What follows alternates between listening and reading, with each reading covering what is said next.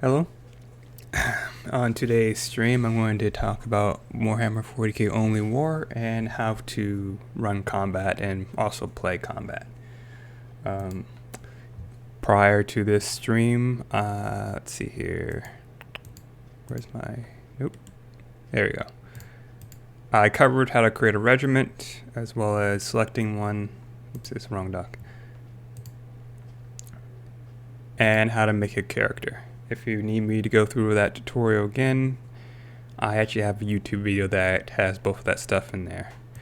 And then in my last video I also covered how to make an Only War campaign. That's also included in part 1 of the video that you can find on YouTube. I also had some tips on running the game. But if you want a refresher, feel free to ask me and I'll give you a refresher on how to do the creating a regiment or just selecting one and then making a character if you want. Now, back to combat. So Warhammer 40k Combat is definitely considered crunchy. It has combat rules and then rules that affect combat, mostly in the form of modifiers.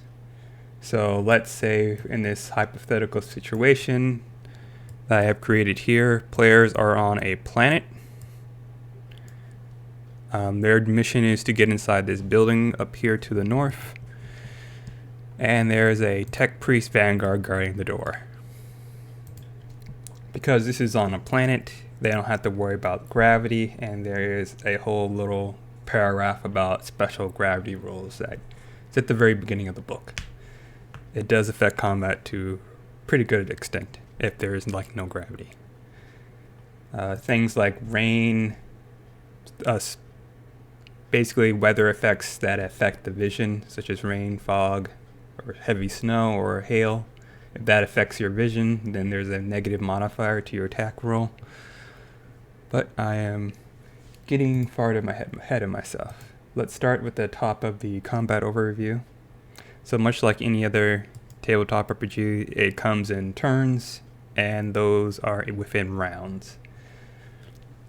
First round of combat is to always determine if something is being surprised. In this hypothetical situation, I have told players that their mission is to get inside this building however they see fit.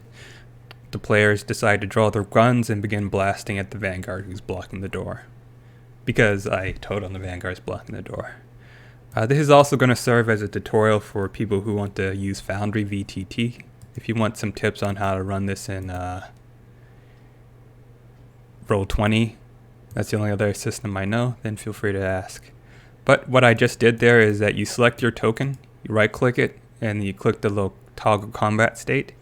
And then in the initiative tracker, which is this button right here, it sends them to the initiative tracker. From there, you the player or the GM can click the dice.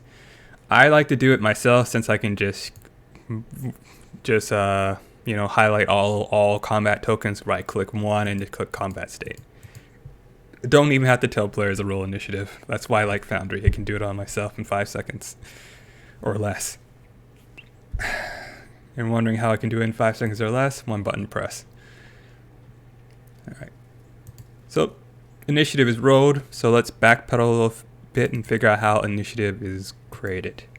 So on your character sheet, you have a agility, and you take your bonus. Let's go to the combat. 1d10 is initiative plus your agility bonus. There are some things that can change how initiative is rolled, therefore there's a drop down menu to allow it. There's a special talent that allows you to swap it out for intelligence. And then there's also extra little perks, I would say, or other talents that increases the standard initiative thing by like +2 or something. So we have rolled initiative. Now we have to determine if someone is surprised. To determine if someone is surprised, there's a little nifty little chart in the core rulebook. Essentially, what you're looking for is anyone hiding? Is anyone sneaking? Is there any unusual circumstances that might mask the attacker, such as some sort of weather effect or maybe something like that? Like they're jumping out from behind a corner. Are there any distractions? An example of a distraction is if this MP was standing here and then someone off the screen to the left over here called out to him, and then the GM says he turns over there to look at the guy over there. Then the players draw the guns and start shooting at him. That would be a surprise.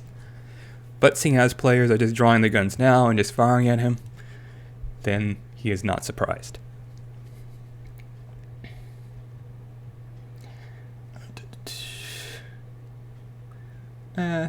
Seeing how as we basically just did step 2 and 1 pretty much at the same time, according to the rulebook.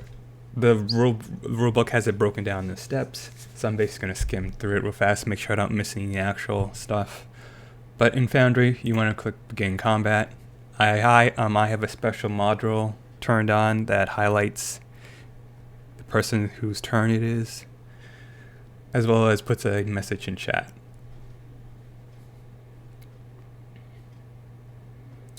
So, on a player's turn, he has 2 half actions, a free action, and he has a reaction, and he gains back his reaction on his turn. A reaction is mostly used to dodge and react when it's not their turn.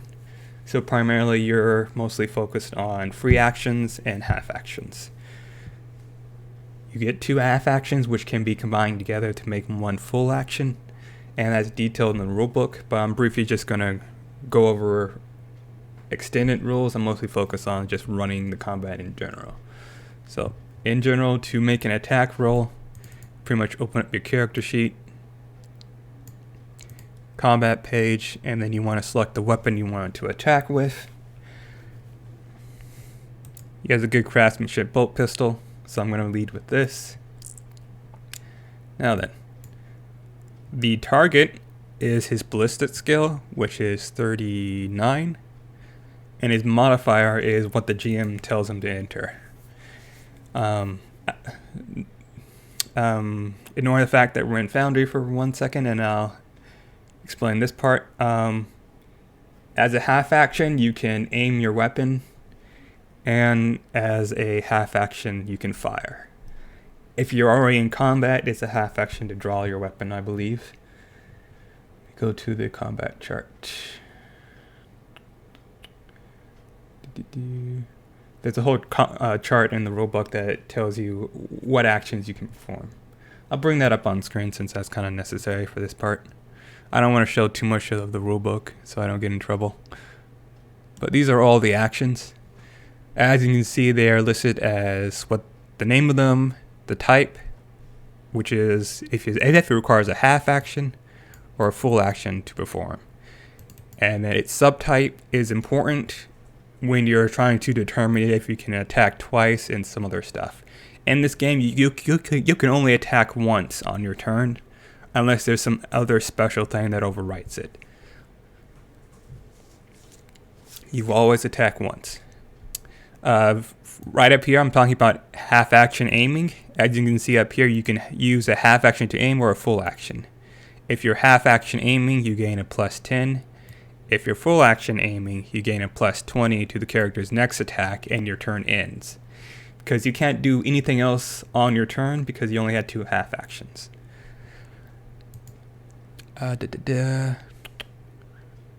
There is also something else important to point out. Some games you get a movement action which is free. In this game, it's a half action to move. Where is it? Oh, there we go, move. So right here, it details that it's a half or full action to move. And the reason for that is, let's go back to the combat page. Your movement is split up into essentially 4 different increments of movement.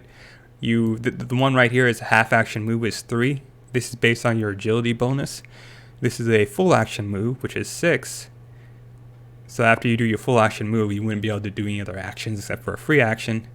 And then a charging action would be 9 meters, and that's a special action on itself.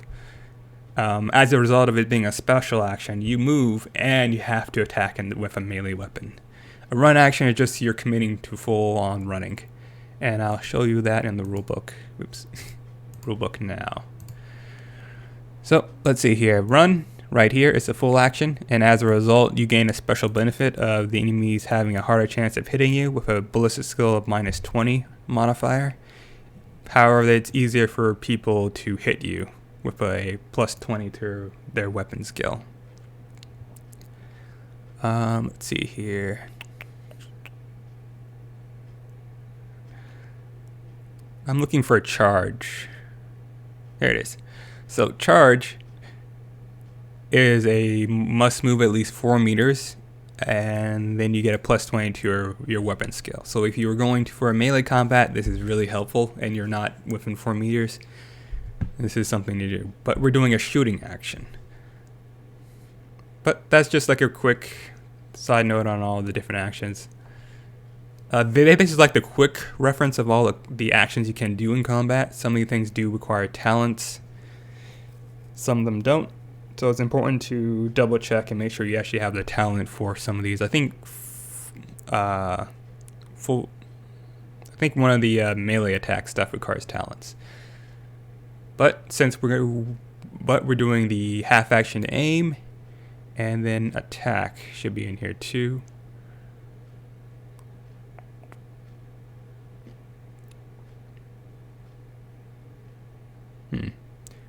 Attack is not in here.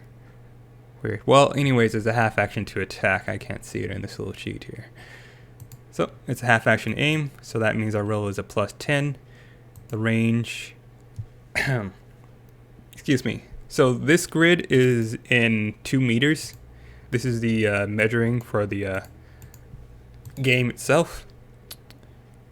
Here we go. So I have to measure from my token to his token to figure out what range we're at. We're at 10 meters. Now to figure out if I'm in short range, long range, or extreme range, or point blank, or standard range, which is what none is, I have to look over here at my weapon profile and check the range. As you can see, it's at 30.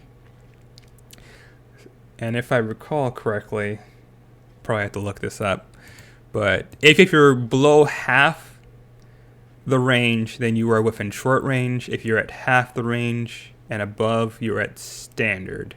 And if you're past the range itself, you're at long range. And if you're right next to the guy and you're shooting him in the head, that's a point blank range. And I'll discuss point blank range later. So we are clearly within half of 30 meters, so this is a short range shot. We are firing at a single shot. Right here you see rate of fire. This means how many shots you can take with one half action. The first profile says single shot, second profile says 2 shots, and the third profile says nothing. The second profile is semi-auto, the last profile is full auto. Single shot has no penalties, semi-auto has some penalties, and then the final one has more penalties than the second one.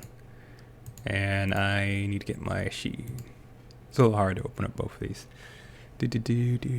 Let's see here. Should detail it in here. Yep, here we go. Semi-auto burst. 0 ballistic skill, additional hit for every 2 degrees of success.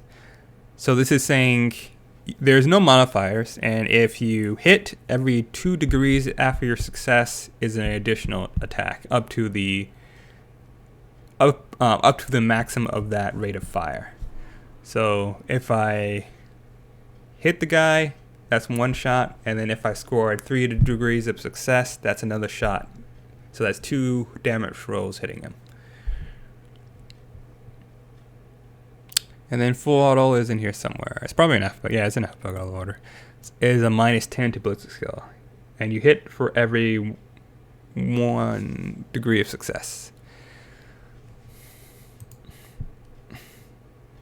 So we're gonna do it on semi-auto, since there's no negatives to it. That way I can also demonstrate how semi-auto works. And we're going to fire. I failed to hit. I'm going to re-roll that. I'm going to add a plus 20 and fire again at semi-auto. And I'm just doing this to until we hit. I'll just keep adding plus 20 until we finally hit. Just so we can actually get, you know, like an actual demonstration of how comp damage works. Ooh, let me just change this to 50. That way I have a 50% chance of actually hitting. I'll just add 10 on so we can look at that later.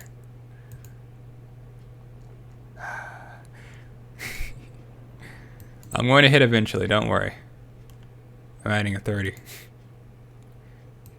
No, it's not point blank. Oh, he's out of ammo.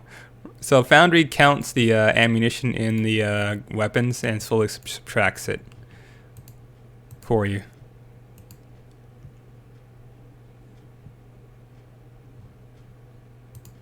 Oh, I actually hit on that last one. I did not notice. I hit with the last bullet in the gun.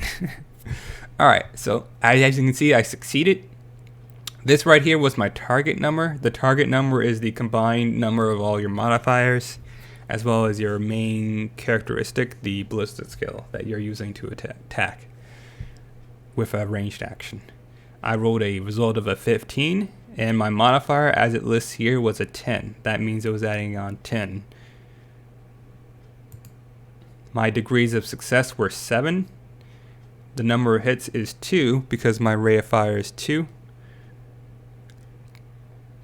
And now it's going to tell me where it hit.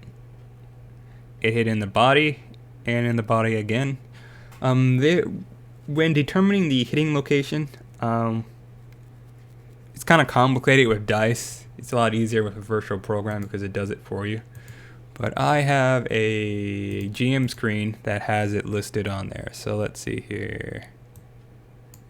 Oh, quick reference will work. Pretty sure it's on the quick reference. Hit location. No, it's not on the quick. Okay, here we go. So right here in this block right here is hit locations. You're supposed to like reverse the dice result, and that's how you determine the hit location. So let's see here. I got body twice. This is between 31 and 70. And the result is 15. That's damage. I actually forgot how to determine hit location because I've been using the program so much. So I should look it up in the core rulebook real fast.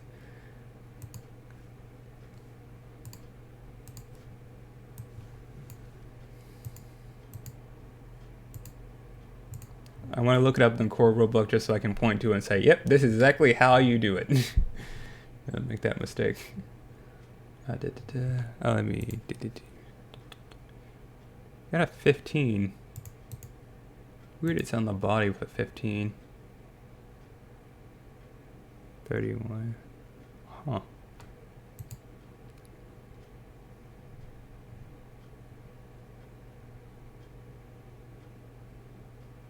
Oh, you know what? No. Don't think it does add anything to it. I rolled a 15, add a modifier plus 20. Nah, it still doesn't reach the 31 to 70 range.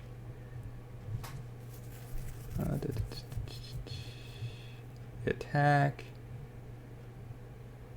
Hit locations. Here we go. Okay, yeah. So to determine the hit location, you reverse the result rolled. So in my case, I rolled a 15, and I would reverse it to a 51, and now I'm just now realizing that I was correct because the body is at a 31 to a 70, and I just forgot to reverse the 31. I mean, sorry, the 15. I was like 15. That would make it the right arm, but I forgot to reverse it. So it's 51 on the chart here, because you take this 15. This is your actual result on the dice, and then you just switch the two numbers, and that's how you figure out where you hit. So consider this basically one attack but with 2 shots, and then that way you'll know why both shots hit the same body part, because it's effectively all one attack. And also I'm not breaking the multiple attacks per turn because he's only doing 1 attack and he's shooting, and he just shot twice with a semi-auto burst. So I bet you're wondering if semi-auto or full auto fire is then more powerful than single shots. It depends on how you build your character and what weapon you have. If you had a sniper rifle, single shots are way better, and a sniper rifle can't full auto fire. If you had a heavy bolter, then full auto fire is the only thing you can do. So let's apply this damage. I'm going to apply it to the Vanguard, and then I'm going to apply it to someone with actual HP that can take a hit, that can't take a hit. So you have like more of an example of how it actually works. So for Foundry, I can just right click the thing, select the token I want to by left clicking it, and then click apply damage, and then he takes the damage. Huh, that's weird. I actually took that damage. Alright, so let's figure out how he took that damage. So, in the damage profile it says 13 and X. X means explosive damage. And let's go to the roll result just so you have an idea of what it actually looked like. So the actual roll result was an 8 and a 4. Because the gun has tearing, that means it drops the lowest damage result and it replaces it with an 8. Additionally, it has a +5, so that's why it is now a 13 in total up here. Additionally, if the result on the roll results were both 4 or like below the degrees of success, then the player is allowed to swap out the damage dice rolled for his degrees of success number. So it would instead be 7 + 5. But it is now 13. So we take that 13. Here's a bunch of numbers that probably don't make sense to you at the moment. So let's go to his gear so we can make sense of it. So in his gear page, let's go to gear page. It hit in the body section, and in the body section I have it listed as his armor is 8. Oh, hello, Alec. His body is 8, therefore it reduces the damage he receives, which is 13, by 8. I'm just going to pull up a calculator so I can keep talking while doing the math at the same time. So, that doesn't fully explain how he took that much damage though, because you can see the first result is a 6. Next thing we're going to do is look at his stats. We're going to look at his toughness value. His toughness is a 3. That means the damage is further reduced by 3 points, lowering it down to 2. Alright, so that much damage went through his armor and his toughness value, and then it affected his health. But this number is way different. It's a lot higher. The reason for that is because this weapon has penetration as well. So let's start over again, and this time we're going to factor in the penetration for the weapon. And then for this example, I'm just going to cut straight to this stat block. So right here, the number right here is an 8. This right is a body section, we'll focus on this area. So this number right here is the 8. This is from the armor in his inventory. The number right here is 3. That's from his toughness value. And then this number right here is the total of both those combined. The program will automatically correctly apply the damage, but for you who needs to apply it by eye, if you're not using Foundry, this is how you would do it. You would first reduce the armor by the penetration value.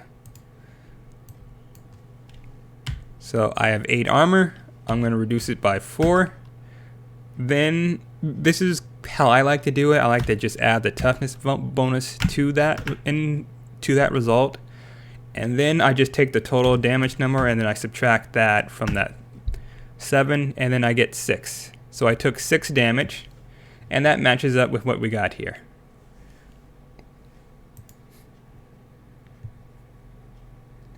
For the melee attachment for the weapon, you probably want to give it its own weapon profile because you'll be using that to attack with. And make sure it's listed as a melee weapon, and then in its description just note that, or in its description or title, note that it's attached to the las gun. It's fine if you look at this screen. I'm doing this as a tutorial for anyone, and this is a spoiler-free tutorial, so you don't have to worry about accidentally glimpsing at what's going to happen in the campaign. So once again, we're going to do it a little faster. The second result was a 13. The body is a 12. So if we just did the whole number, that is of course wrong because we forgot to do the penetration.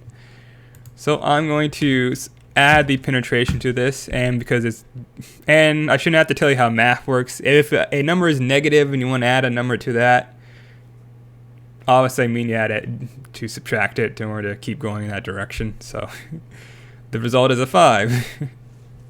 So that's how you can quickly calculate damage income.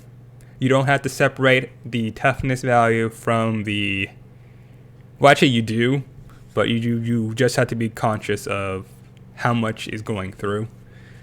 So the reason why I do that shorthand is because I already know how much penetration there is. But if, let's say that penetration was a 20, as an example, if that penetration was a 20, that would completely subtract from the armor. You would just ignore the armor entirely. If the penetration was 8, you would still just ignore the armor entirely.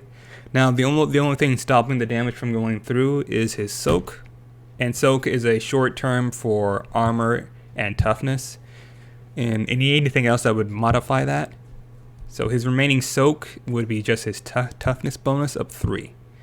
So instead he would take that 12 damage just to his toughness bonus, and he would receive 9 damage.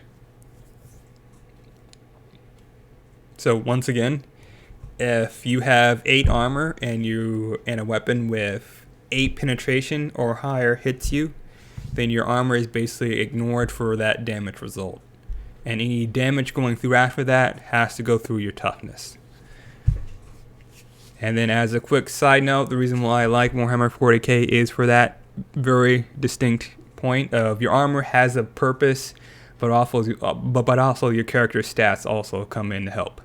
So if you have bad toughness value, get better armor. If you have good toughness value and terrible armor, then you're still in a good position. However, the best defense is not getting hit at all. I should probably note that. Though if you had to get hit, you want both of the numbers to be high, because that's the best chance of survival. There are certain situations where armor is being countered really powerfully, and your toughness value is the only thing that's keeping you alive. But then there's also certain cases where even if your armor protects you from the damage, there might be a special effect that triggers that requires some other stat to be rolled in order to protect you from damage. Like being set on fire. Sure, you have 8 armor, but if you get caught on fire, then it's your toughness bonuses protecting you at that point. Now, that's how you pretty much apply damage. Let's see here. Next thing to cover is let's zero out his HP. Let's do a melee attack. So this guy is going to do a charge attack. So in Foundry, if the attack type is in this drop down menu, or conversely if it's a ranged attack, if it's in this drop down menu, it will automatically add the appropriate modifier that is associated with it. So if I put long extreme range in here, I don't need to give the extreme range negative modifier from here. So for charging, I don't need to add the plus 20 I will get for charging. I'm just going to charge. And since charging is a full action, I can't half action aim and then charge. He's just going to charge, and then he's going to beat the crap out of that guy when he gets over there. He is within charging distance. As you can see, my charge is 9, and he's just right next to it. So if I was running this and a player was like 1 meter away from the target, I would still let him charge the target and connect his attack, because it's kind of pointless to have them do absolutely nothing on the turn except go, I walk closer so I can properly charge him next turn. It's like, no, dude, just charge him that turn so we can move on with our lives and enjoy this game. I don't want to have to sit here and watch you fail. Alright, so his charge attack failed, but he still moves forward, is the result. So let's keep re-rolling until he successfully attacks, just so we can see what it looks like and calculate the damage and whatnot. Alright, so he rolled a 67, which is a 76 for determining hit. So this is indeed the right leg, because right leg is a 71 through 85. He got 1 degree of success, and he got only 1 hit, because melee weapons typically don't have a rate of fire. You're really only going to hit 1 time. So number of hits is probably most likely going to be always 1. The next thing is that he hit the right leg. Cool. He damaged it for 12 damage, and the E means it's energy based damage.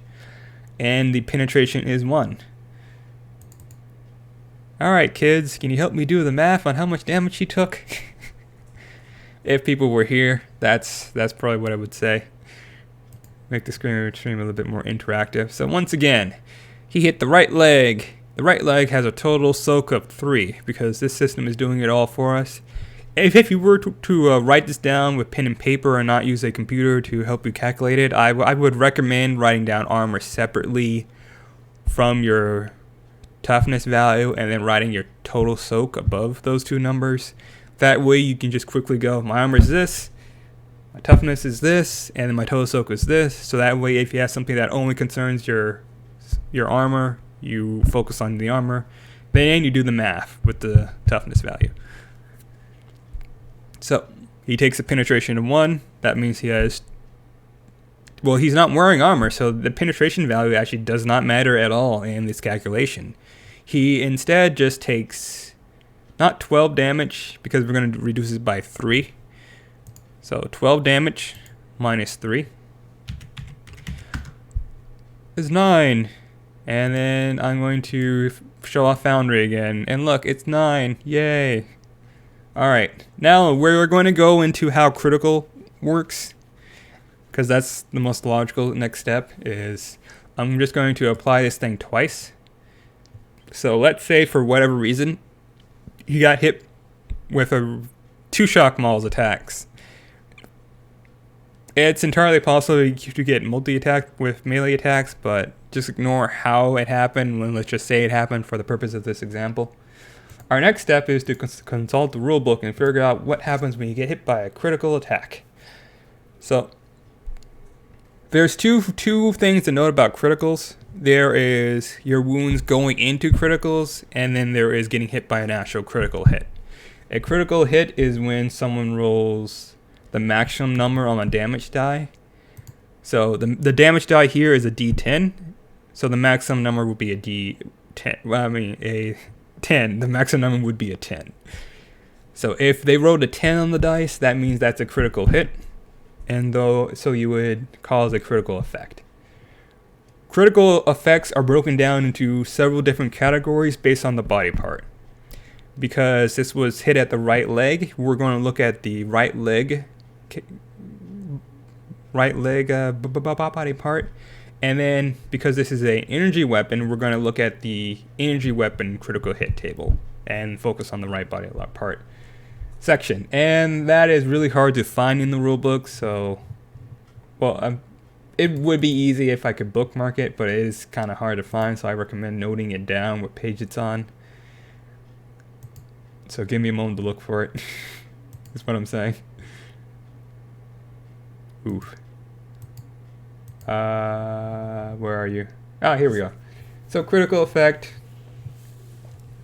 leg. So there's no critical effect left and right leg. It's just leg. So keep that in mind. So there is critical head, body, arms, legs, but typically it's only one leg that's being actually hit. Unless it's doing splash damage, then you're really screwed.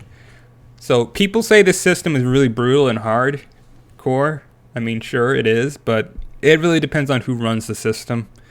And critical effects and attack getting critical it's both a benefit and a huge problem for players. If a player gets hit by it, it can pretty much take your character out of combat.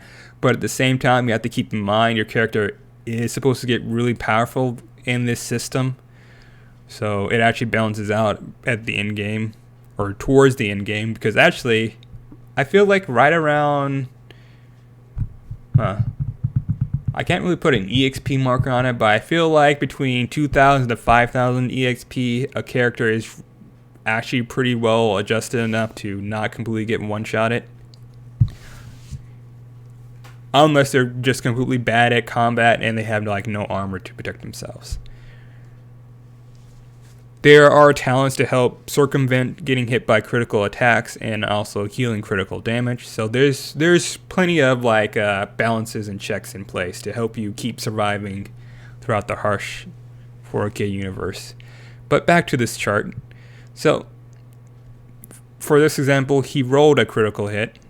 He is a NPC. NPCs typically cannot make critical hits unless the GM wants them to. And even then when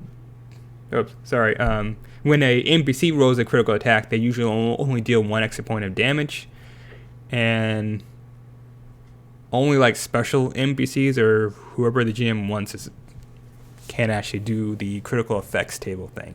But always for players, they will be rolling on the critical effects table when they critically hit a NPC, opposed to a NPC hitting them. So for this, you roll on this damage table to figure out what the critical effect is. You roll a d10. We got an 8. Whoops. Yes, quick stuff.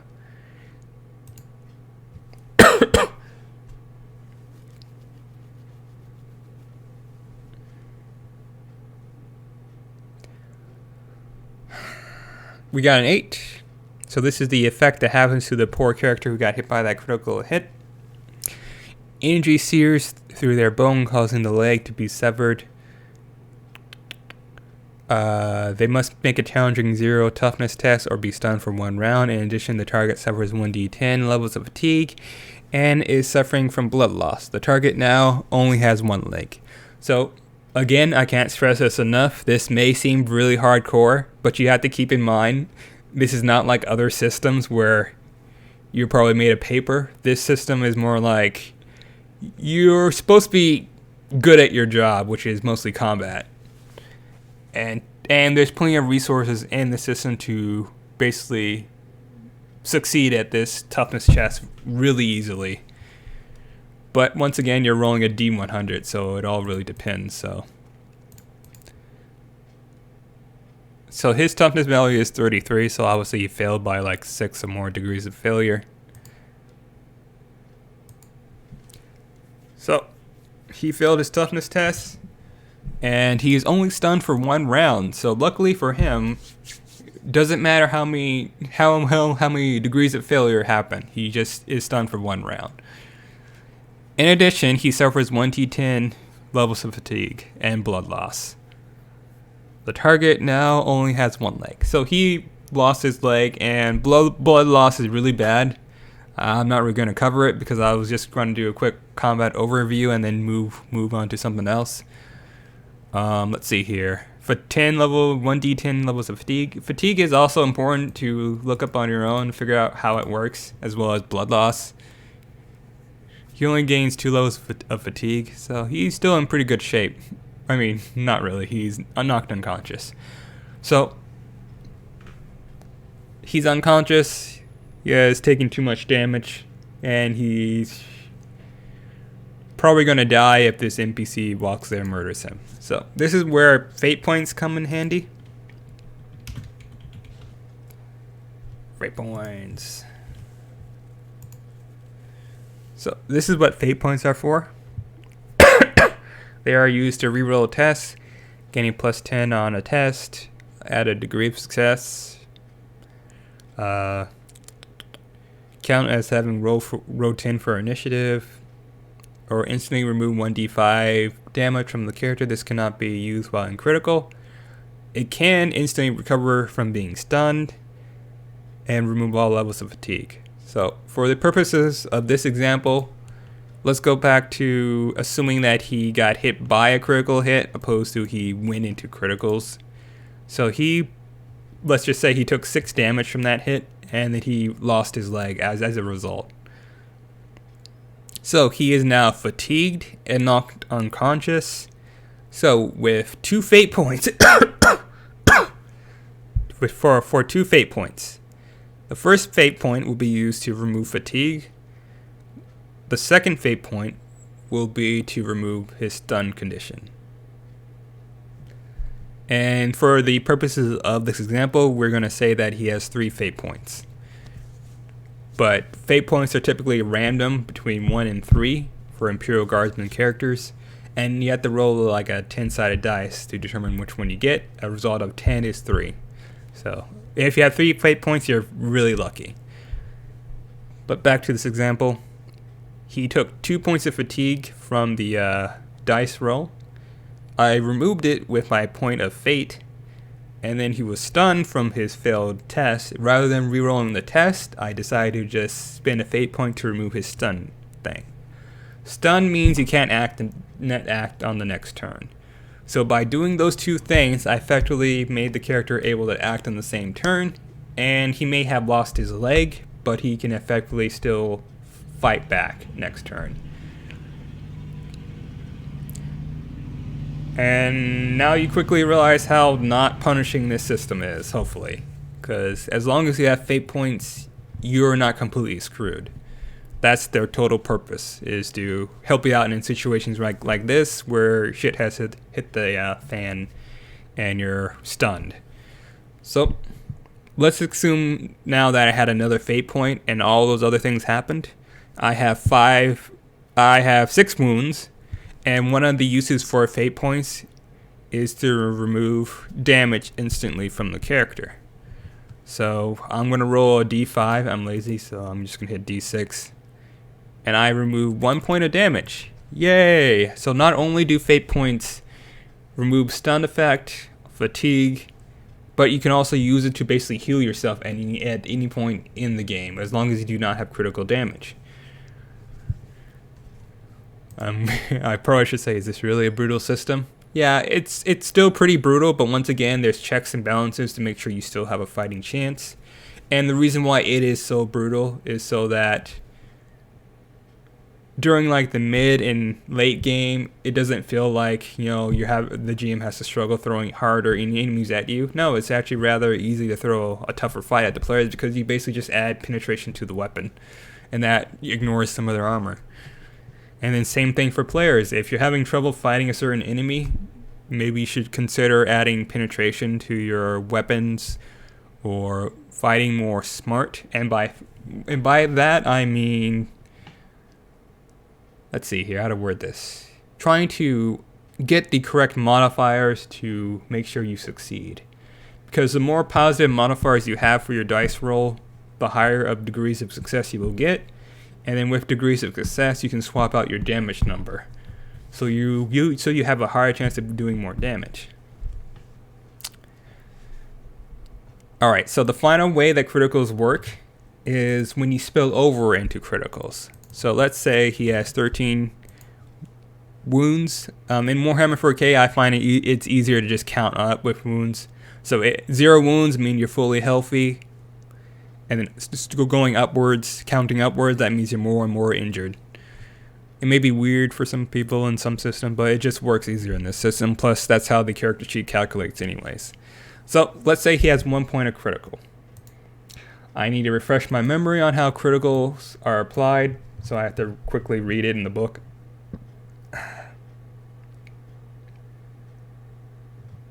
I don't want to assume, because I might say the wrong thing. Alright. Let's see. Alright, here we go. Each critical effect also has its own nope. That's the wrong spot. Knives are low tech or primitive, but you can consider them low tech. Yeah, I'd consider all melee weapons low tech unless they're in a very specific category, such as power or chain. And that's probably just the rulebook. Sorry, not the character sheet asking for the classification of if it's a low tech or whatever. That does not matter. You can. I mean, it matters a little, but of course I'm going to double check it when you roll it when we're trying to figure out what critical damage it does. Effectively, what you're asking if it's low tech or not, that's just the category for the weapon. It does not matter. A mono knife is just a knife that's been sharpened. It's still a knife. Excuse me, I need to drink some water. The difference between a knife and a power knife and a chain knife and a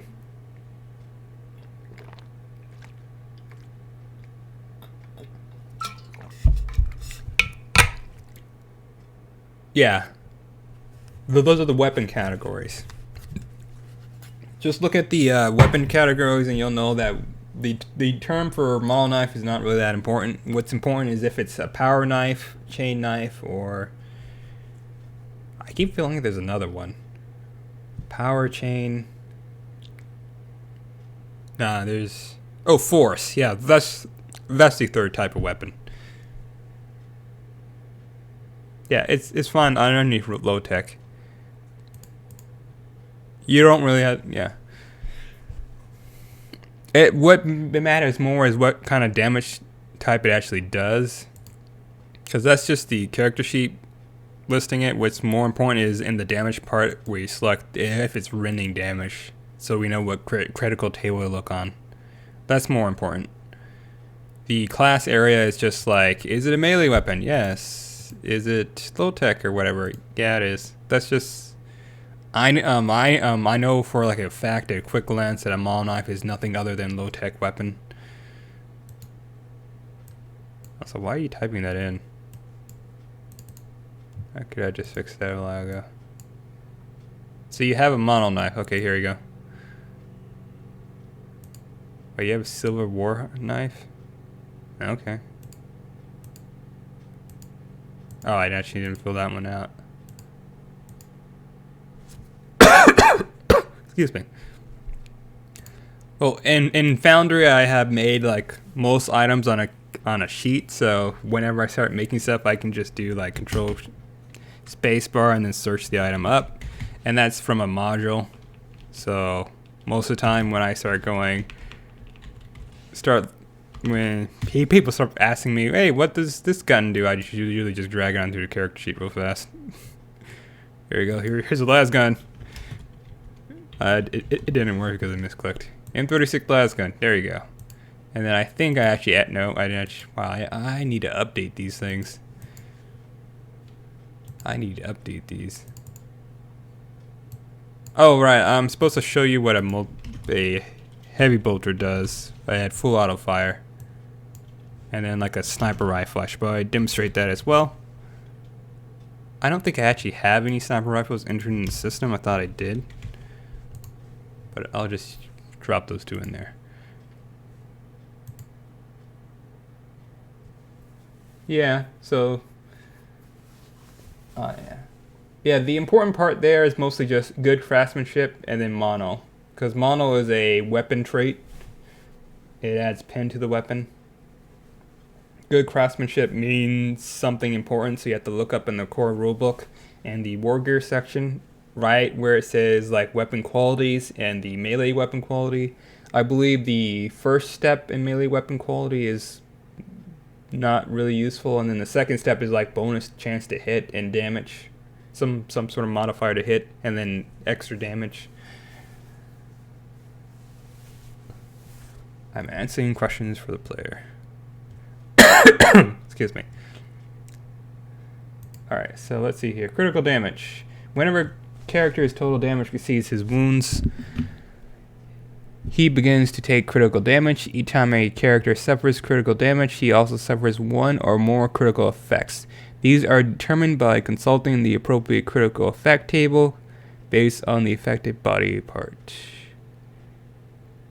As with normal damage, critical damage is cumulative and remains with the character until he either heals naturally or over time or receives medical attention. Each critical effect also has its own duration. If a critical damage character suffers more damage, the amount is added to his current existing critical damage, and a new set of critical effects are applied based on his total critical damage. Note that this new critical damage does not override or negate the previous critical damage effects unless the two effects are mutually exclusive, in which case use the most recent critical effect. Alright, so I don't really... I'm sorry, there's no example in the book, and I also kind of mess up sometimes when I do critical effects. That's why I'm looking it up again, double check. But essentially, if I remember correctly and understand correctly, because my character has 1 point of critical, and for this example, he got hit in the right leg with an energy weapon, that means he automatically gains the first critical effect on the table, which is this one right here. The blast of energy sears the flesh and bone off the leg. Oh, of the target's leg. I was going to go off the leg because like that doesn't sound right. But leaving a nasty burn, the target may not run or charge for 2 turns. So this is vastly different from this over here. He loses his leg down here, but in this one he just can't run. So critical effects and going into criticals isn't the end of the world, but it's really close to the end of the world. So now, if he gains, let's say, 3 points of critical damage, which means that puts him in critical 4, and let's say he got hit in the body with an energy attack, that means, actually let's make it even more different. He got hit in the body with a explosive attack. Let's see here. There we go. So now he's at critical 4. That means we have to automatically look at the critical 4 section, and this is what happens to him with the explosive critical. Power of the explosion rends flesh and bone with horrific results. The target must make a challenging 0 toughness test or suffer the blood loss and stun for 1 round.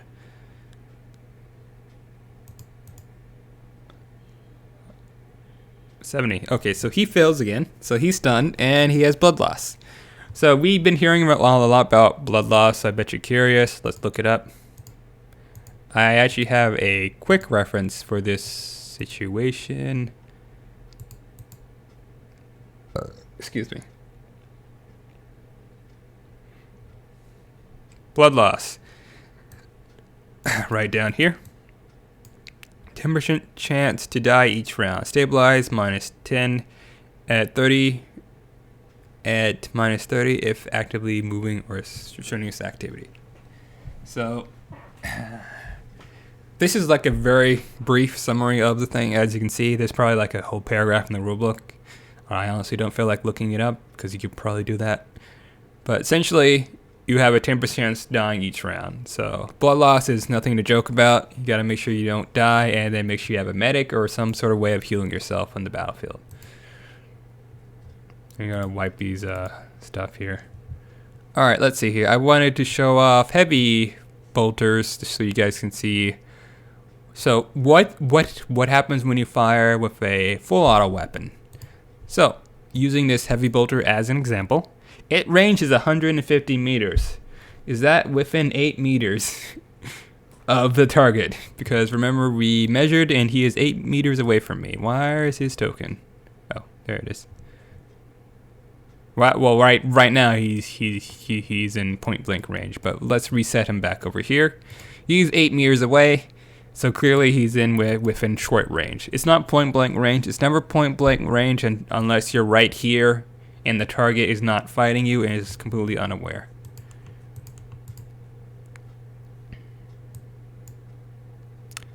Let's see here.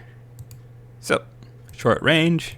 Attack type is full auto, and then we just fire.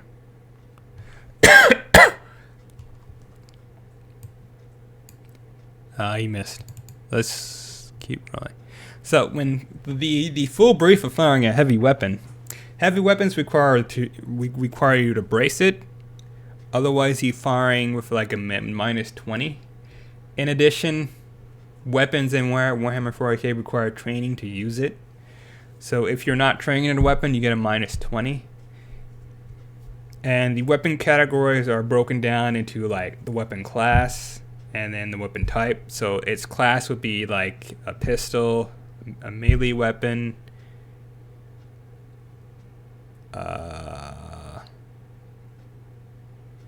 there are a lot of categories. I think I need to open up the sheet real fast, so hold on. I can't name them all off the top of my head. So let's try that again. So the stuff that you need training in are basically melee, thrown, pistol. Right? Well, sorry, you don't need training in thrown. It's melee, pistol, basic, heavy, launched, not placed.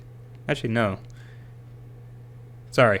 It's pistol, heavy, basic, and melee.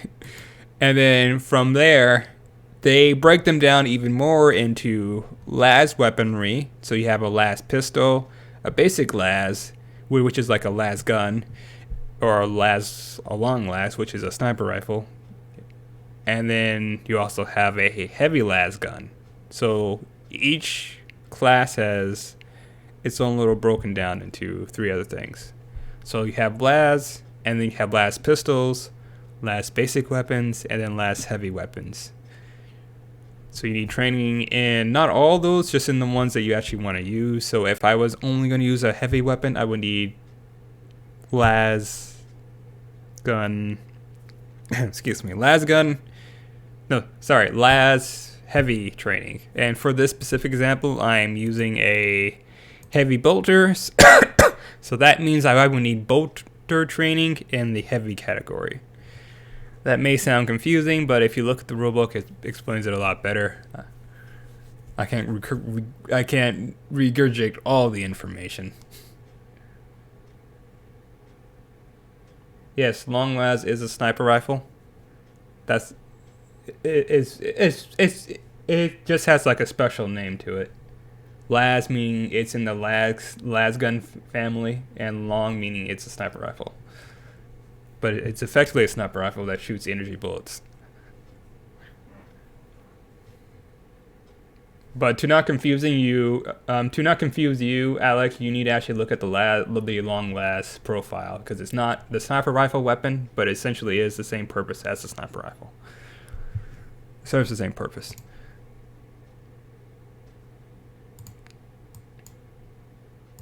And it has the same sort of rules. I'll go into that later. But with las guns, I need to keep shooting this gun.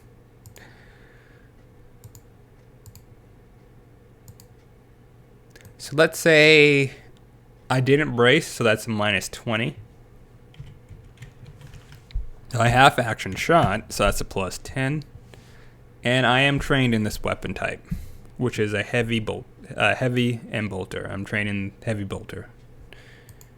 That's also the weapon name, so try not to get that confused. There's heavy category of bolters, and then there's the bolter category itself. So you have to be trained in heavy bolter, opposed to bolter pistols. Those are 2 different weapon categories. And I rolled a 100. That means the weapon jams. But let's keep going. Weapon jams on a result of a D100. So even if my auto modifiers weren't really changing anything, it still sucks. So let's just keep going. +20. Let's say I full action aim this time, and I actually braced, so I actually don't get that -20. Our bracing is at half action, so that's not possible. This is just an example until I can hit. So let's just put up like a 30 in here. I don't want to put like a too large of a number because that causes issues. Come on, game. Work with me here. I'm going to use Foundry to do it. That way it does all the extra rolls for me, and I can just tell you how it worked, how it happened. So short. Full auto. Let's give it a 30. Okay. So we're going to keep rolling this for a few more minutes. And in the meantime, feel free to ask questions.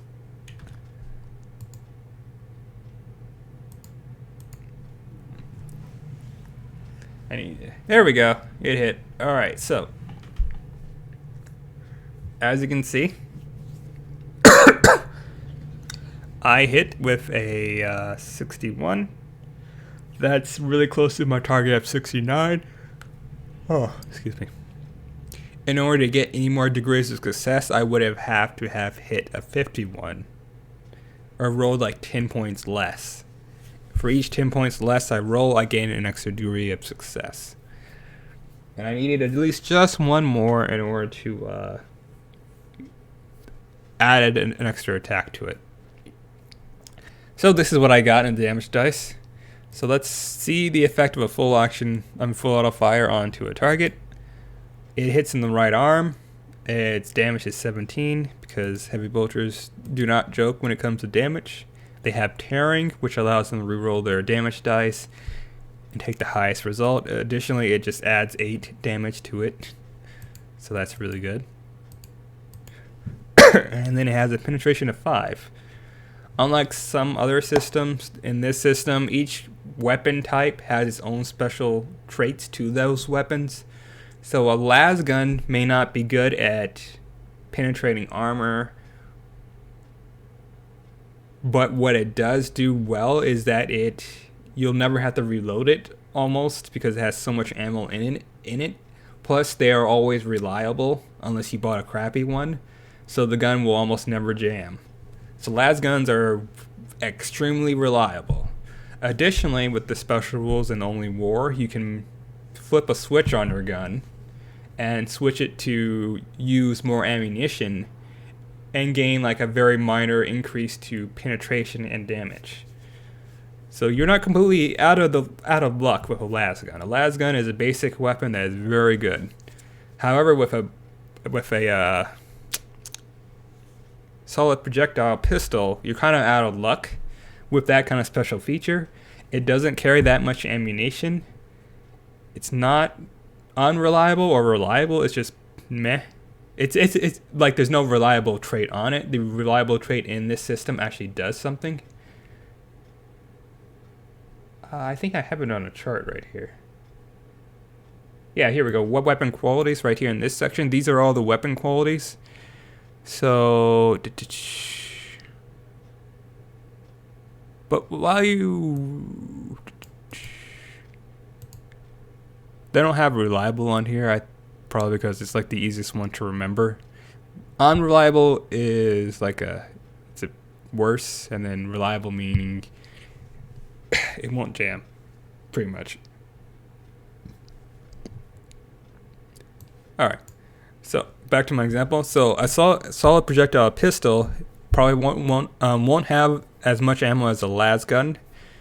It's also a pistol, so it has less range than a las gun because pistols generally have less range than basic weapons. Basic weapons are guns like assault rifles, AK-47s, guns like that, like M4, actual guns like those. Pistols are shorter range, so they have less range and ammo in them by default. Additionally, solid projectiles don't have any special perks. However, the things you can do with them, with some adjustments, are more like you have more options to do stuff with them. You can slap a silencer onto a solid projectile pistol, and you can change out the ammo type. So if the ammo's not doing any impact, you can reload your gun and shove in man-stopper rounds, and then now you're tearing that person apart because man-stopper rounds are specifically built for the express purpose of stopping a man with high toughness. Or you can put in special bullets that cause some sort of viral infection or explosive rounds. There are some alternate ammo types for ballistic based weaponry. And the reason why I say ballistic-based weaponry, because there is a definitive category for solid projectile weapons and bolter weaponry. So ballistic weapons would be solid projectile, bolter guns. The bolt weapons, and then perimeter weapons like a bow, a crossbow. Yes, those guns are in this game, and the reason why the guns are in this game is for the very reason I said for the solid projectile pistol, is because an arrow may not seem that dangerous. That's probably because you're using it wrong. If you sharpen the arrow to a mono edge, then it gains penetration. If you strap a grenade to that arrow, now we have an exploding arrow. So is it as dangerous as a blast gun now? Yes. That's essentially how the system works. It encourages you to flavor up your weaponry to make sure it's being used correctly. And it's not trying to tell you to go only one weapon. It's trying to tell you this weapon type is good for this thing. You also want to get this weapon to do this other thing. So typically, I totally forgot what example I was trying to say right here with the heavy bolter. But basically, if this was an actual game, and this was a commissar with a heavy bolt gun, he should also carry a bolt pistol, because he won't always be able to haft around the heavy bolter. If the heavy bolter jams, he should just drop the gun and drop his bolter pistol and fight with that until he has actual time to reload his bolter and fix it. If he doesn't have time to brace his heavy bolter and he needs to immediately start shooting, he can just quickly draw his bolter pistol. Note how I keep going, like there's a purpose for the heavy bolter, and that's for extreme heavy suppressive fire. And the bolter pistol is better for, quick fights and quick fast draw moments for you to defend yourself. Though sometimes players just go for the heavy bolter because it does huge amounts of damage. That's a legitimate thing that happens. I mean, with most tabletop RPG systems, players tend to sort of, air quotes, break the system by just ignoring the fact that typically if you were in an actual shootout, would you really pull out the heavy bolter gun in this cramped corridor and then try to shoot it? No, you would probably go for like a smaller arm and a melee weapon in case you get engaged in the melee combat. But that's more like combat theory, stepping away from the combat demonstration and how it actually works. So I should probably get back to that. So standard is basically none. Standard range is the weapon. It's somewhere around like the 150 range. But he's not. I'm just clicking that because I'm lazy. My God, my rolls are horrible today. So let's keep rolling this until I hit again. And then hopefully... Actually, you know what? Let me... This will be like a very bad example because I'm entering 100 in the modifier, so the only way I can fail is if I roll a D100. No matter what in this system, if you roll a D100, you automatically fail. If you roll a 1, you automatically succeed. But that's just a critical success and critical failure. The GM still gets to interpret if you actually get what you want. So in this example, of course, I'm going to get the maximum degrees of success because my modifier is 100. But let's just say I got that lucky. For each rate of fire I get to roll an extra damage dice. Sorry, an extra damage roll. So my rate of fire is 6. Oh, well, actually, I only got 5. 1, 2, 3, 4, 5. Huh, okay. I'm missing like 1. Oh, wow, I only got 50, so I'm like 1 away from 6. So even though that I cheated a little, I cheated a small amount, I still didn't get the maximum. That is kind of funny. Oh, it actually caps out for you at 99, so it knows that to automatically say you fail at 100. That's good. So, as you can see, I got 5 hits because when you're firing at full auto, you get a hit for each degree of success. Therefore, you can roll the full damage thing for each hit. So, of course, 2 dice here, plus 8. 2 dice here, plus 8. This weapon has tearing again. Tearing means that you roll 2 dice and drop the lowest one. As you can see here, I rolled a 2 and a 1. That is way below a 5. So this damage result right here was most likely replaced with the 5. So if we go up to, let's see here, which one is this? This is 1, 2, 3. 1, 2, 3. I think this is it right here. So base damage is 8 plus 5. 2, 3, 4, 5. No, that's still off. I guess I must have rolled even lower on something else then for it to not replace that one. Oh wow, no? Same result. Huh.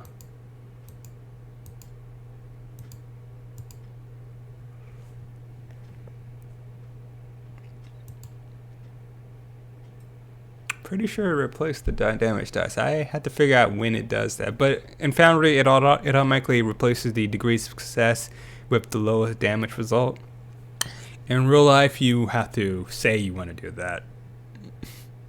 And it is in the rulebook somewhere in the damage section. This is why I make a quick reference sheet so I can easily point to that and go here, right here, this page number. Haven't done that for that specific thing. But anyways, all that damage is going to this guy right here. There's no way he can survive that unless he dodges. In Warhammer 40k, you always have several ways to defend yourself, even when it's not your turn. The first way is if you have a refractor field. This is a item that functions as a shield. What it does is that when you're shot at, you can roll your refractor field, which is a D100 roll. If you roll below its protection rating, it protects you. But if you roll in the critical fail range of that protection rating, then the power field shuts off. So power fields are typically 30 or below. I failed, therefore I don't negate this damage. The power field does not protect me, sadly. Next thing I can do is that I can roll dodge. For each degree of success in your dodge, you dodge a additional damage dice. So let's just say that I got 4 degrees of success instead of 4 degrees of failure. That means I dodge 4 of these right here. So let's see here. 1, 2, 3, 4. That means only the very last one hits me. And the players typically don't get to choose unless the GM lets them choose. And I don't get to let them choose. I say you dodge all those bullets until the very last one. So 13 with 5 pin. That means calculator time. Because I can't right click and apply damage because Foundry won't calculate my dodge. So I have 11. My soak is 11, and I know for a fact that 5 does not exceed my armor value. Therefore, I can just do it this way, which is just subtracting it from the total number. And then I subtract the damage, which is 13. My remaining soak after that was 6. Therefore, I subtract the total damage number, which is 13, and my end result is 7. That means I took 7 damage. So, with one successful dodge, I managed to dodge a killing blow effectively. And the way that you can know it's a killing blow without me having to do any math, I'm just going to right click. Come on. Right click this, left click that. Bam. Look. All that fucking damage came through. See the difference? So this is why, players, you want to get dodge. This is why you want to get dodge. It's literally the only thing that will save your life when you do something stupid. It's always funny when someone goes, no, I didn't get dodge. I just put everything into toughness. And I'm just like, okay, here's a heavy bolter round that hit 4 times. Would you like to dodge with only a 20? It is also funny when players go, I only have one chance. If players had like not dodge train at all, then once again you still can succeed if you roll below your dodge amount. So for this example, let's just say that yes, 40 is dodge. Wait, dodge? Yeah, 40.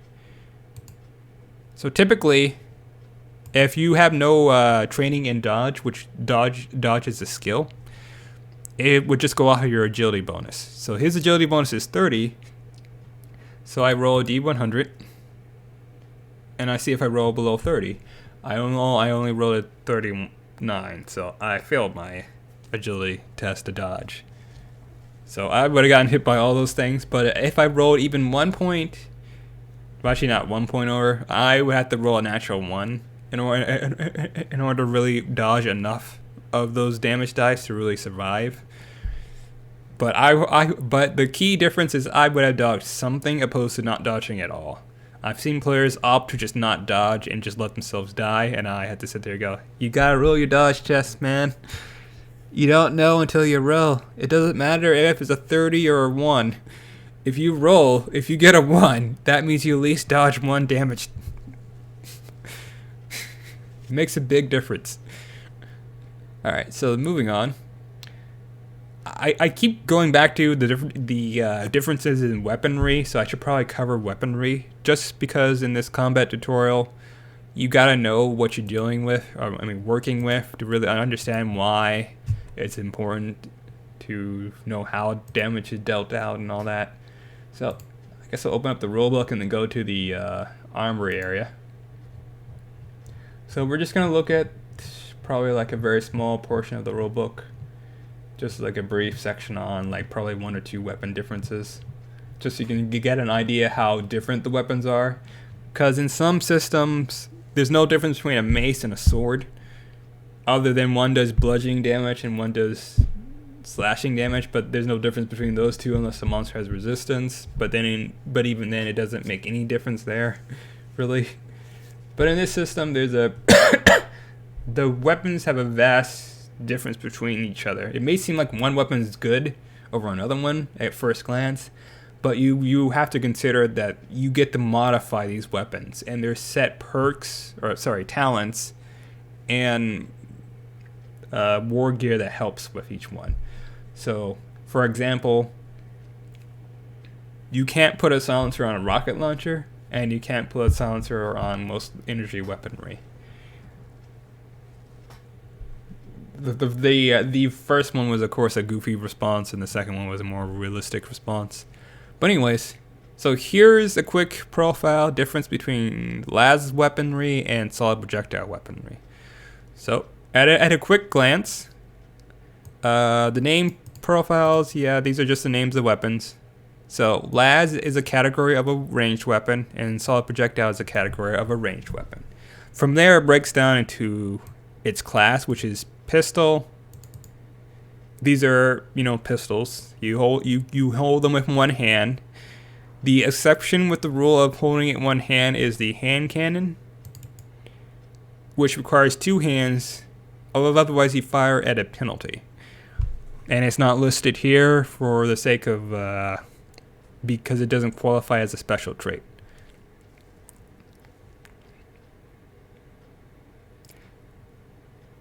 So you have the pistol class, basic, and heavy.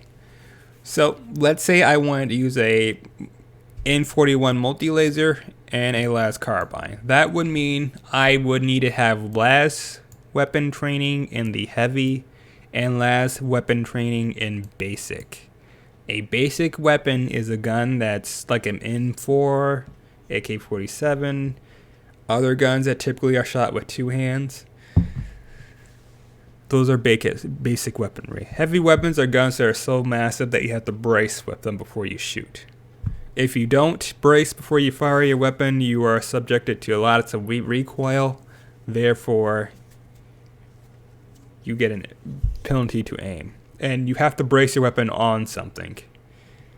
Now, the fun part about heavy weaponry is that if you get bulging biceps, which is a very funny named talent, but it basically explains exactly what it is. Your muscles are so big that you can handle holding a auto cannon in your hand as you fire it. That's how strong you are. There's also weapon modifications that you can add on to your weapon to remove the need to brace as well. So, quick reference here. Let's focus on just like the pistol category. Let's do las pistol versus auto pistol. So this is the difference between a las pistol and an auto pistol. First of all, the names are different. One has auto in it and one has las in it. I'm being goofy. The auto pistol is more like an automatic pistol, so you got to keep that in mind. There's like 2 other categories of pistols, or rather 4 others. I'm sorry, not categories. There are 4 other pistols, because I don't want to confuse you with categories and classes, because those are things I've been trying to use to differentiate the different things right here. So anyways, there are like 4 pistols in this one down here in this category, and there's only really there's 2 pistols over here, hot shot and las pistol. So then, focusing on the auto pistol versus the las pistol. It has 30 range, both of them have the same amount of range. Rate of fire is vastly different though, because it's just a auto pistol is something like an Uzi or just like an automatic gun that's so small it's a pistol, essentially.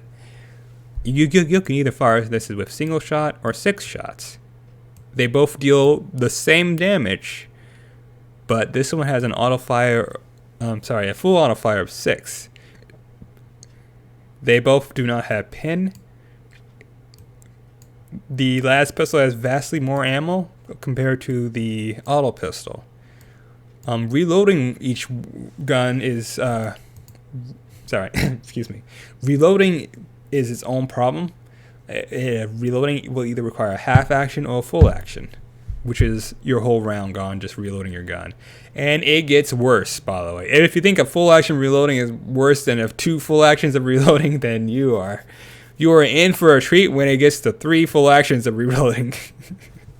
And the reason for that is because weapons are really powerful, and so they want to make sure that you are properly preparing yourself before the fight. If you just run in their guns and blazing and just go from combat encounter to combat encounter, just shooting everything, you're eventually going to have to reload your weapon, and when you do, you have either 3 full rounds of having to reload your gun, or you have to drop that one and draw your secondary weapon. And that's also something the system encourages you to do, is it encourages you to have more than one weapon of a type or category. So it probably wants you to have more than one ranged weapon, more than one melee weapon. At least that's how I see it, and most oftentimes I do end up getting more than one melee ranged weapon. It's unlikely I'll use all my ranged weapons in a combat encounter, just because combat sometimes go really smoothly when you have a good plan and a combat strategy. But that's beside the point. Back to this example. The auto pistol will run out of ammo faster if you fire at full auto fire. However, it will do more damage compared to the las pistol. But you have to look at the special features. It has 0 special features, whereas the las pistol has reliable. And reliable means that only on a result of 100 does it actually fail.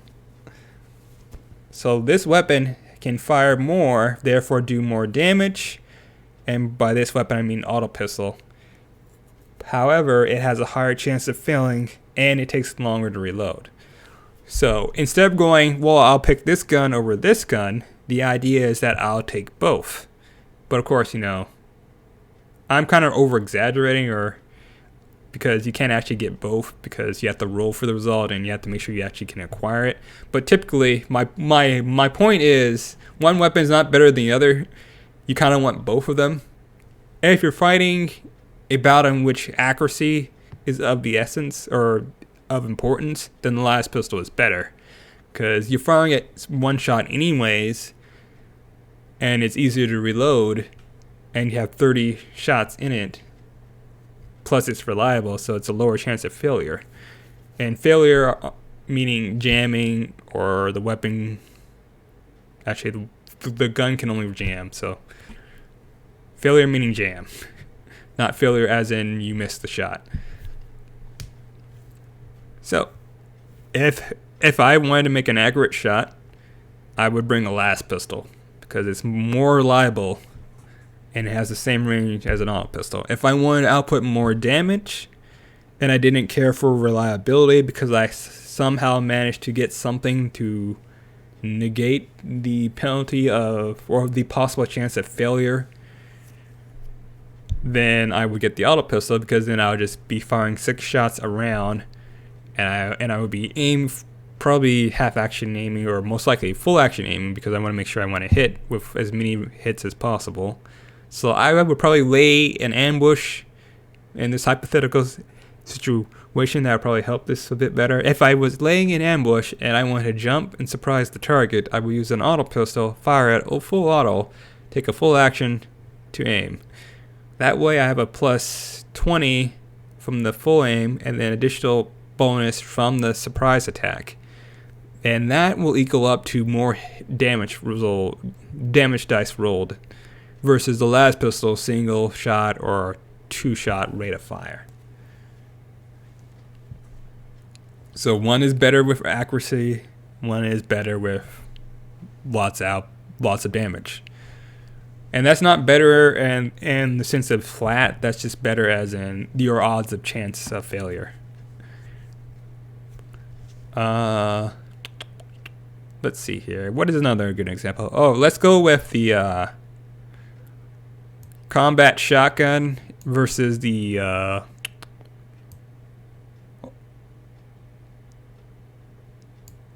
combat shotgun versus a... I want to do like 2 different examples just so you can get an idea of how it would work. So let's do hotshot lasgun with a hotshot lasgun with a combat shotgun. So you should be able to immediately tell the difference between the two. Hopefully, if you've been following along. Hotshot lasgun is a basic weapon, therefore it's a rifle gun, and it has 1 shot or 3 shots rate of fire. They both have the same amount of damage. However, the hotshot gun has a penetration of 7, while the shotgun has a penetration of 0. The hotshot lasgun, let's go back to range, has a range of 60. The combat shotgun has the same range as a pistol. But you have to keep in mind it is a shotgun, and I'm getting to that in a moment. The next thing is the ammo. One has more ammo, one does not. One is harder to reload versus the other one. Hotshot lasgun is a lot harder to reload compared to a normal shotgun. And then you have to consider the special rules finally. Special rules on a shotgun is scatter. Hopefully it's in the quick reference.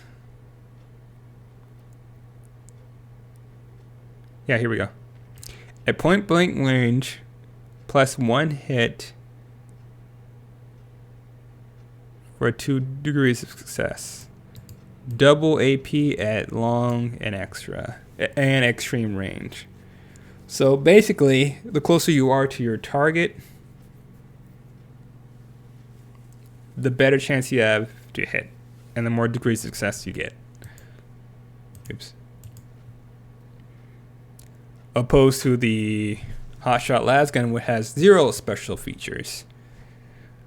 So you should be able to see that one gun is of course a shotgun, so it's automatically better, and you should automatically know it's better in close range.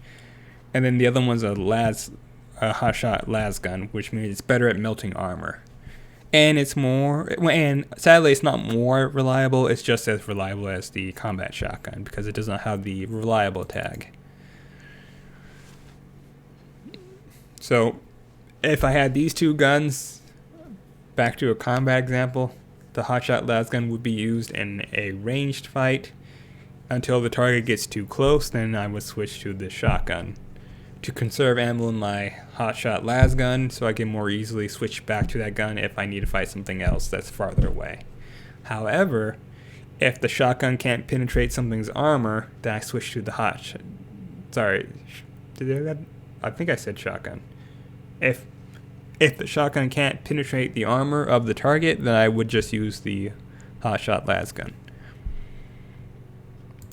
Now let's see here. I'll drink some water and then I'll find a new subject. I should probably run like a quick demo of how things would go in a session.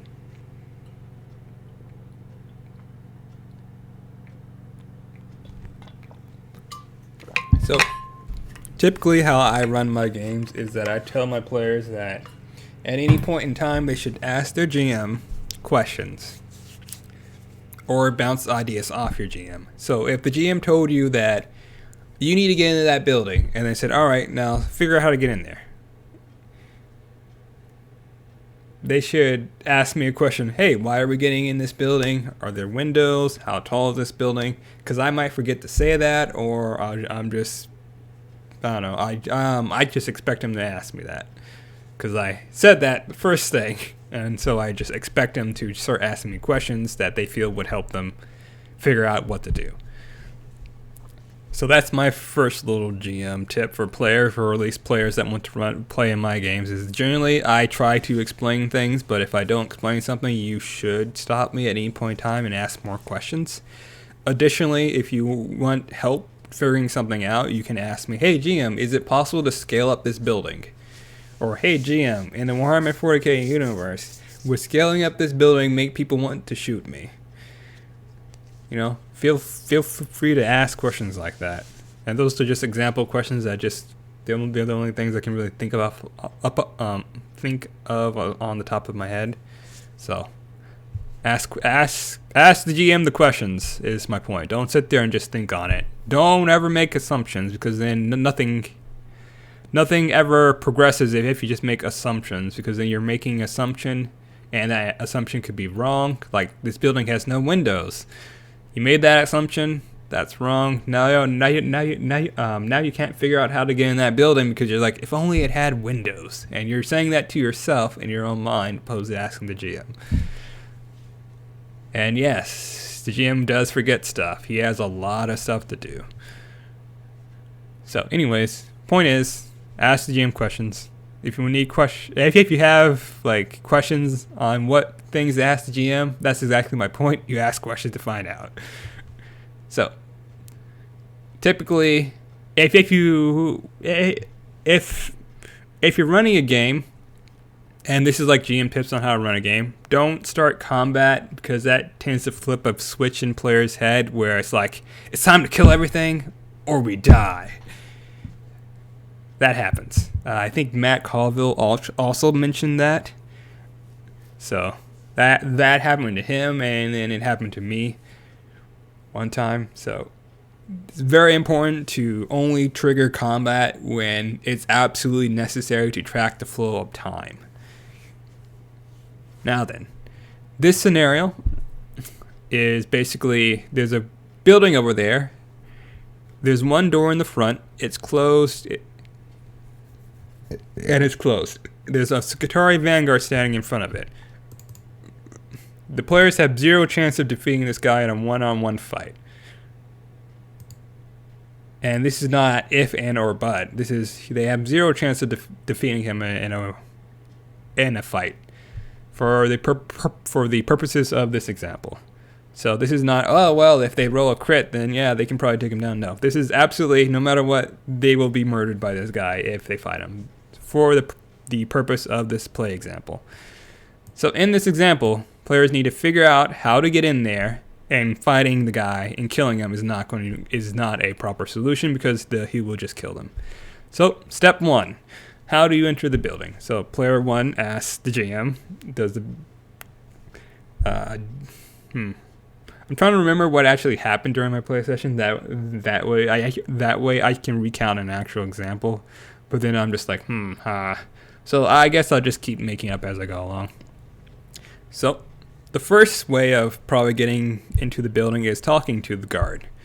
So if the person approaches the guard, tries to talk to them, hey guard, I want you to move out of my way because I'm a commissar and I'm in charge and stuff.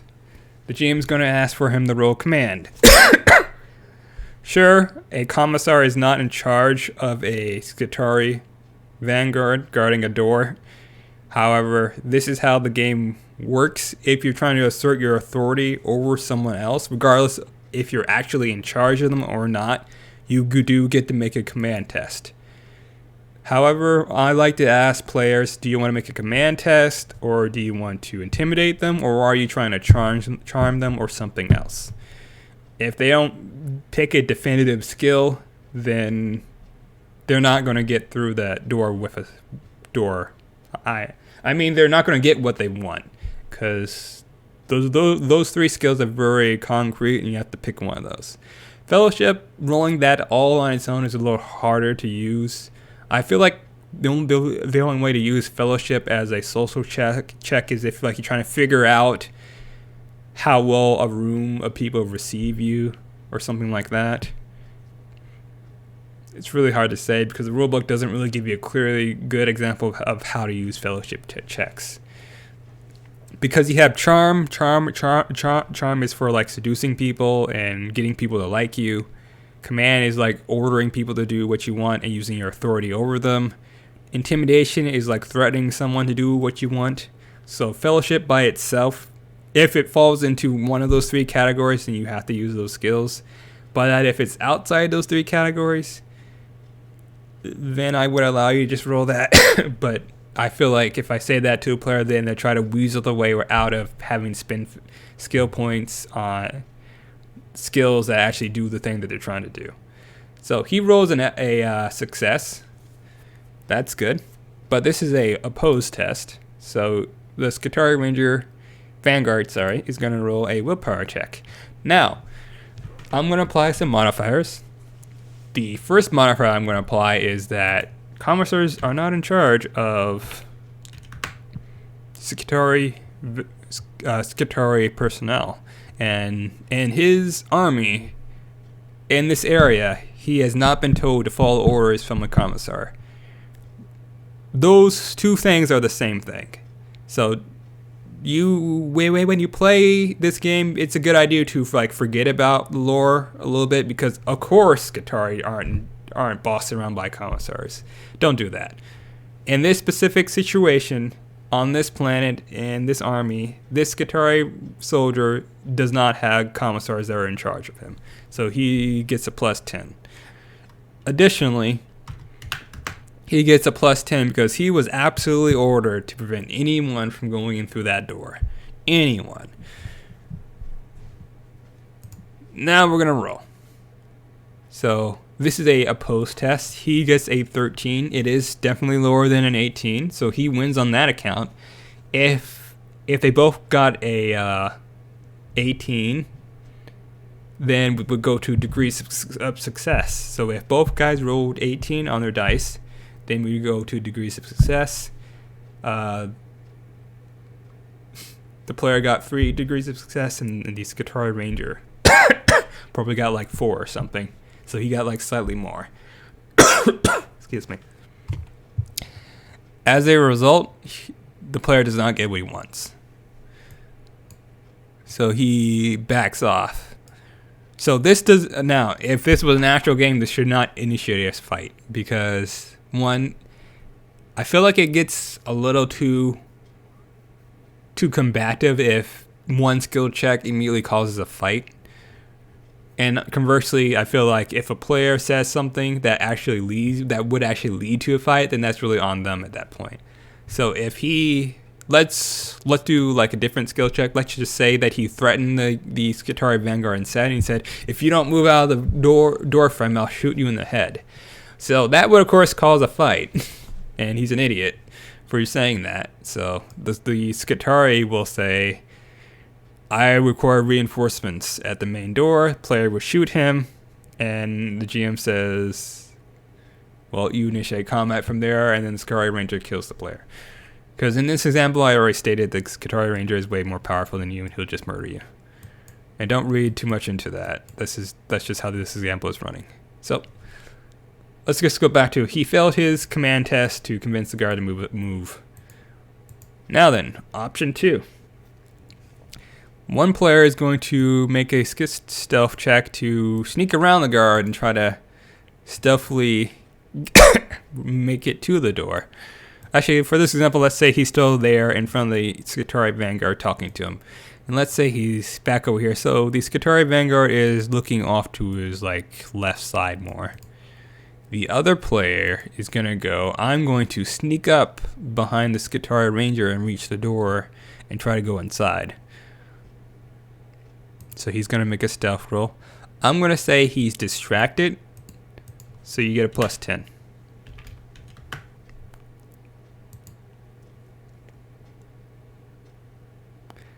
I succeeded with 6 degrees of success. However, this is also a pose test. So even though he made it there and he did succeed, the Skitarii Vanguard still gets to figure out what the hell's going on. He fails. So he makes it to the door. He starts trying to open it. However, the door is locked. Now he's unsure what to do.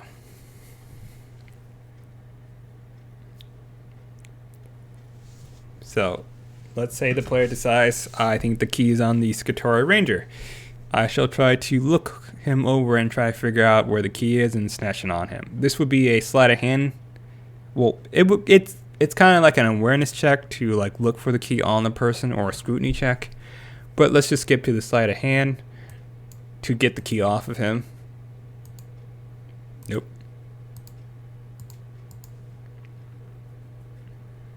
He fails by 7 degrees. Oh. And I would say this is a big enough fail for the Skitarii Ranger to notice him, regardless of his counter result, to see if he detects him. So, as a result of his high failure, the Skitarii Ranger sees him and pushes him away and orders for reinforcements immediately, because it's weird for someone to be stalking up behind you. So while the reinforcements are on the way over, the players have a chance to de-escalate the situation. And if of course if this was like a real tabletop session, I guarantee you players would just have started trying to murder the guy. Despite me saying you have no chance of murdering this guy. There's rare moments when they surprise me though. But let's say he wants to de-escalate the situation. So there is actually a 4th social skill that I forgot to mention. It's called Deceive. And for the purposes of this demonstration, I'm going to give it a 40. And then I'm going to say the commissar says something along the lines of, that looks like an escaped prisoner, and I was looking for him. He is supposed to be in this arcade. Sorry, excuse me. He is supposed to be in jail right now, waiting out his sentence because he's been breaking into buildings, and this was the last building he said he was going to break into. So not only is that a pretty good lie, I would give it a +10. But for the purposes of this, okay, he's not going to succeed. I have shitty rolls today. So he rolls his thing and fails, but now it's the Skitarii Vanguard's job to roll to see if he's trying to trick him. And let's see here. That would be scrutiny. Scrutiny is to tell if people are lying or not.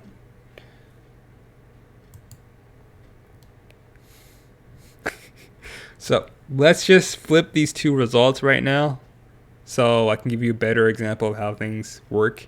So let's say the player succeeded and the Skitarii Vanguard failed. That would mean he believes the player.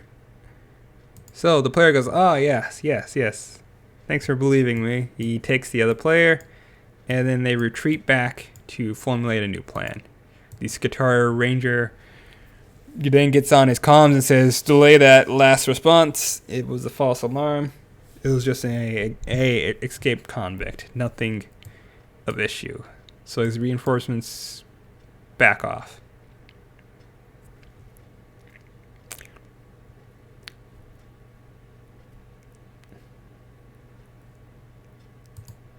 Make sure no one messaged me. Yep, someone messaged me. Okay, nothing important. Alright. So, now it's for attempt number 3 of getting into the building. So, we tried talking to the guy, we tried sneaking past him. Now, we're going to start here and stop and think. Alright, so how can we get into the building that's not through the front door? Hey, GM, is there any way... are there any other ways into the building? GM responds back, says maybe. Try looking for them. The players will say, are there windows? GM says yes, but they're pretty sturdy looking and they looked locked. The players then say, well, what's on the right side of the building? The GM will say, oh, excuse me. Oh, there's pipes leading up the building. It looks like you could probably climb these. However, it would be a difficult climb.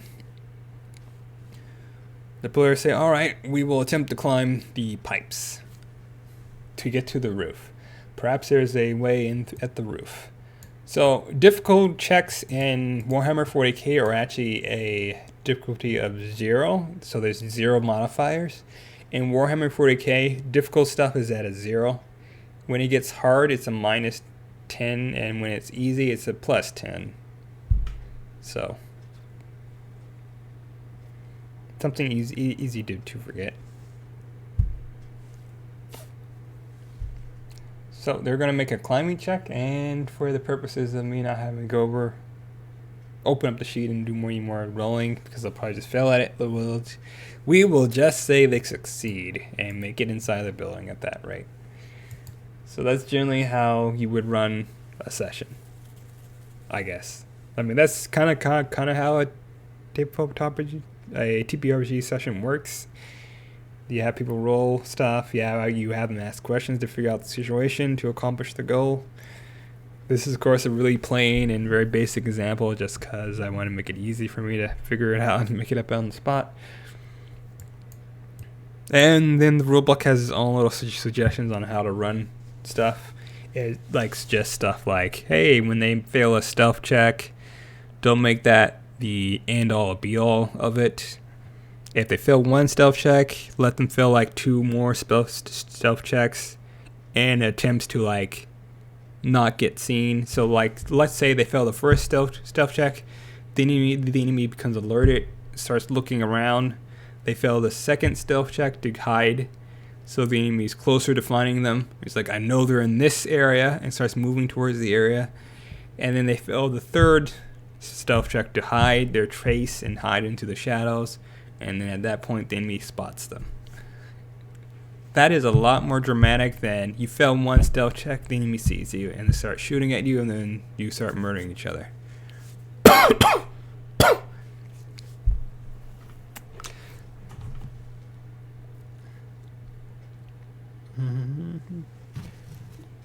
Combat with vehicles pretty much works the same. They just give it different names. Let's see. What other example can I give you with? So combat and a quick demo of how it works, game system works. I don't really think there's anything else to cover. Well, if you have any questions, feel free to let me know. You can drop me a message on Twitter. My Twitter handle should be down there in the file information. If not, it's Django Wolf. You can also drop into my Discord and ask me questions there on how to run the game, how to play the game, or make a character or regiment. Let me actually post a link to the... I shall post a link to the YouTube thing. That way you can see it.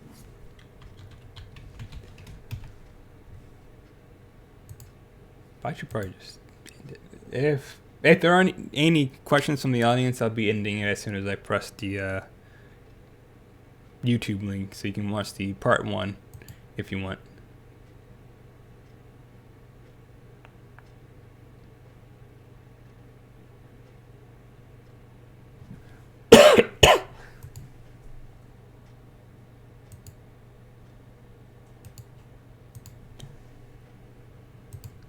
There we go. And make sure it takes me to the right place.